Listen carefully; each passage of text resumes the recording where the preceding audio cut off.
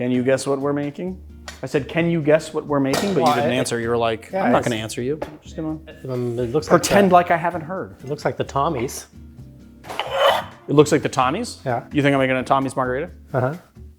You do. You think I'm... Look at the ingredients. Is that the ingredients for Tommy's margarita? Isn't it? So they don't have the... No. Tommy's is famous because it doesn't have what?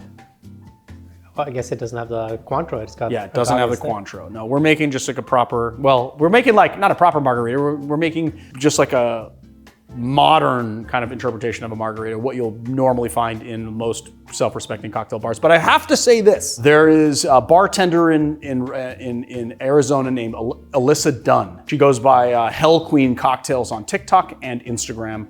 I don't think she has a YouTube. She does this whole series that I love where people ask her questions and then she answers the questions about certain things.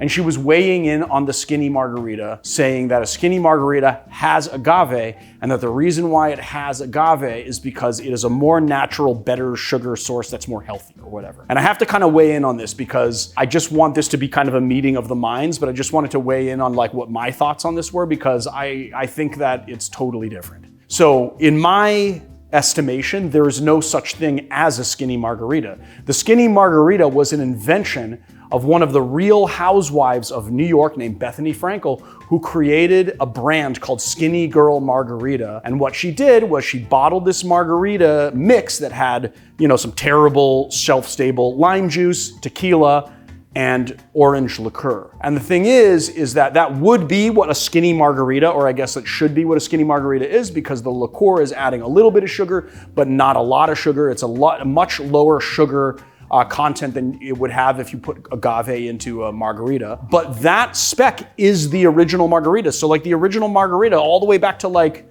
1938 or something, the original margarita was actually called the tequila sour, and all it was lime, tequila, and Cointreau, or some type of orange liqueur. And when the margarita, the first margarita came around, it was also just lime, tequila, and Cointreau, or orange liqueur, right? So basically what she did was she branded just like a regular margarita as skinny and then marketed it. It was brilliant marketing, the same way that Tito's said it's gluten-free because it's made with corn, even though all distilled spirits are gluten-free. And so she just sort of capitalized on that and sold the company for $100 million, right? It's just like very smart business. Agave is a pretty modern addition to margaritas. So the agave came about when Julio Bermejo of Tommy's Mexican restaurant in San Francisco dropped the orange liqueur and just put agave in there. Before Whole Foods, before like agave was like this big thing, nobody had heard of that, and he made the Tommy's margarita. And so that has agave in it. But the thing is, if you're looking at agave as like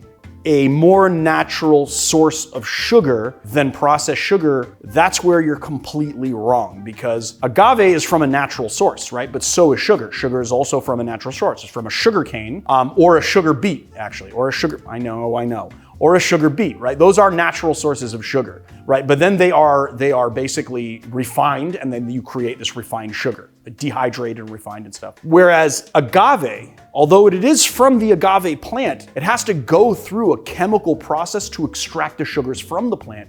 And so it's actually worse for you, and it has been proven to be a lot worse for you. So it makes no sense that a skinny margarita would even have a 1/4 ounce of agave. It's a lot healthier and less sugar if you use like an orange liqueur. That said, I know that skinny margaritas have sort of taken the industry by storm, and people want to go in there and feel like they're doing something healthier for themselves, when really it's like if you're trying to lose weight and you're trying to be healthy, you probably just shouldn't be drinking at all, or drink a very low amount of alcohol, because I'm pretty sure, and maybe some nerd in the comments is gonna be like, well, actually I'm a scientist and you're wrong, but I'm pretty sure that your body breaks down alcohol just like it does sugar. And so it's not any better for you, and it's terrible for your liver. So we should all do this in moderation regardless. And that's what I got to say about the margarita, which is a very long 10-minute aside on this, but I just wanted to weigh in. All right, let's get into it, shall we? To make a margarita, we're gonna squeeze our lime. And you want to squeeze at least an entire lime if you have a big one. If you have little tiny ones like Marian's got last week, you want to squeeze a couple of those because you're not going to get enough lime juice out of it. And then we're going to do 1 ounce of lime juice. We're going to do 1/2 ounce of agave. half an ounce of Cointreau or other orange liqueur. If you want it to be nice and sharply orange, then you're gonna do something like Cointreau or triple sec, something that has a neutral spirit that's been infused with orange peels, as opposed to a Curacao, which has got a brandy or cognac base. But then you can add in more complexity with that type of orange liqueur. You can use any type of orange liqueur you want. I like my margaritas to be like really sharp and nice. So that's what we're doing. And then we're gonna do 2 ounces of Blanco tequila. Tequila Blanco, actually, if you're doing it in Spanish. But if you want to add a little more complexity, you could also do reposado. Look at how I rolled the R, buddy. Can you even roll your R's? I don't think you can. Try it. Reposado. Reposado. Reposado. Do it again. Reposado. Oh, you can. See? That must be a European thing. Most Americans can't roll their R's, dude. I mean, Spanish is European. No, like I think it's a genetic thing. Some people can roll their R's and some people cannot, genetically. And Americans, like people who are like, well, I guess not American, but like I guess they would be like But most Americans British are European. or whatever, like back in the, you know. I'm just trying to not say white people.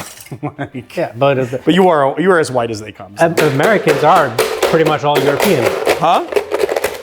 What? Most of Americans are European.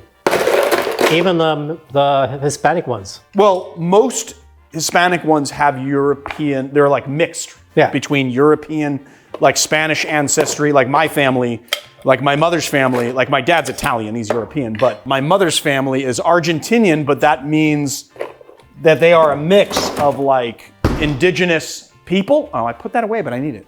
They're a mix of indigenous people and Spaniards. And the Spaniards, they colonized, but you know, they colonized, so of course they did. You know what, I just took this out, but there's 2 different ways that you can do a margarita. You can do a shake and dump, where you just shake it and then just dump it straight in the glass if you want to have like little ice chips and you want it to be sort of like a tip of the hat to the blended margarita, or you can put ice in there and then nicely strain it over. I think I'm gonna do the shake and dump, even though I got the ice out again. Yeah, I think I'm gonna do a shake and dump. Give it a little shake. You know what I'd like to have though? Right behind you, Marius, is the freeze-dried lime that we sell and nobody else does. And I'd like to have that for the garnish. So we're just gonna dump this straight in like so. And then, contrary to popular belief, you want more ice in there. You want as much ice as you can fit in the glass comfortably so that you keep your drink nice and cold and less diluted. I'm literally triggering like half the people in there. And there's also something else that I did not do in this that I meant to do. I did not put a salt rim. I don't really love a salt rim for a margarita. What I would like to have remembered to have done is put some saline in it. So, you know, I think we're gonna do 5 drops. It's not gonna be the same, but just give it a little twirl, incorporate a little of that salt in there, because salt does for cocktails the same thing that it does for food, which is to amplify flavor. So almost every cocktail can benefit from having salt added to it. Boom. And if you don't have saline, you don't want to make saline, that's fine. Just do a pinch of salt. Okay, let's do it. Cheers. Nicely balanced tequila sour, but I think the strength of this particular iteration of the margarita is that you have the agave. So you get those rich, kind of savory, sweet agave notes. You have the orange as well. You've balanced them out nicely because there's little sugar in, because even though you're putting an ounce of sweetener in there, you're doing half an ounce of the agave, which is gonna immediately balance the lime, and then you have a half an ounce of the liqueur, right, which amplifies that orange flavor, but also it kind of equates to about 3/4 of an ounce of sugar in there. And then you have your 1 ounce of lime, which keeps it tart, but nice and balanced. And then of course you have those nice agave notes to just bring it all home. There's a reason why this is one of the most important and popular cocktails on the globe. The margarita. There it is, the margarita.